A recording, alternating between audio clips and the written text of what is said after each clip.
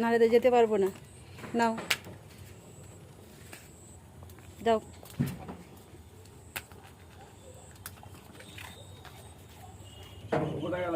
চলে আসবো, খাও। নমস্কার সবাইকে, সবাই কেমন আছেন? আমরা খুব ভালো আছি। আর এখন প্রায় বিকেল 5:30টারও বেশি, আমরা একটু বেরোচ্ছি। এই দেখুন আমাদের এই সিঁড়িঘরের কাজ হচ্ছে, মিস্ত্রি লেগেছে, তা ওরা কাজ করছিল বলে দেরি হয়ে গেল, নাহলে আর একটু আগে বেরোতাম। সৈকতের বাবা আসছে। আর আমাদের বাড়ির সামনে দেখুন কি সুন্দর কাশফুল ফুটেছে, কি সুন্দর লাগছে দেখতে। পুজো তো চলেই গেল, আর 10 দিন মতন বোধহয় বাকি আছে। বেরিয়ে পড়েছি, কোথায় যাব জানি না। সৈকতের বাবা বললো আগে বেরোই, তো তারপরে ঠিক করবো কোথায় যাব। আর এখানে আমাদের গাড়িটা রাখা আছে, ওই যে সৈকতের বাবা বার করবে, তারপরে বেরোবো। সেদিনকে আপনাদের এই জায়গাটা দেখিয়েছিলাম যে পুরো নদী বন্যা, রাস্তা বোঝা যাচ্ছিল না। দেখুন জল নেমে গেছে এখন। রাস্তাটা দিয়ে মুকুটমণিপুর যাওয়ার সময় কত জল ছিল, এখন কিন্তু জল নেই। এটাও ঘুরতে ঘুরতে চলে এসেছি। আমাদের এখানে একটা তারা মায়ের মন্দিরের মতন একটা মন্দির হয়েছে, এটা 1 লক্ষীর দিকে। তা এইখানে আসার ইচ্ছা ছিল। সৈকতের বাবা বললো চলো এখানে তোমাদের মন্দিরটা ঘুরিয়ে নিয়ে আসি।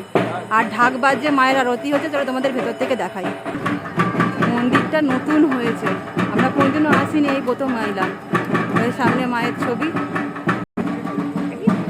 ভেতরে তুলতে দেবে কিনা জানি না। এখান দিয়ে আপনাদের দেখিয়ে দিই মায়ের মুখটা। এদিক দিয়ে ওঠার রাস্তা।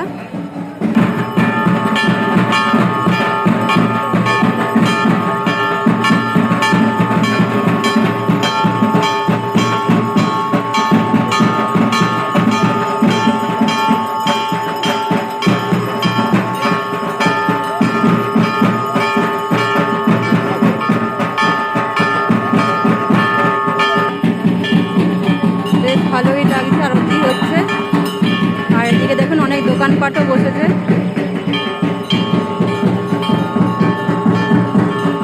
আর রবিবার বলে না, অনেক মানে দর্শনার্থী এসছে মায়ের দর্শন করতে।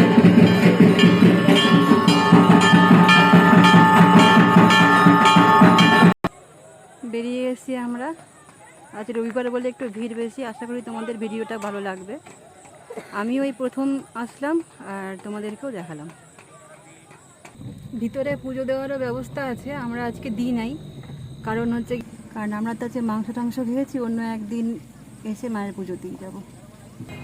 চলে এসেছি বাড়ির সামনে। আর এখানে একটা মিষ্টির দোকানে একটুখানি মিষ্টি খাবে সৈকত, ওই জন্য গেছেও কি খাবে। তা ভিডিওটা আজকে এখানেই রাখছি, আর বেশি বাড়াচ্ছি না।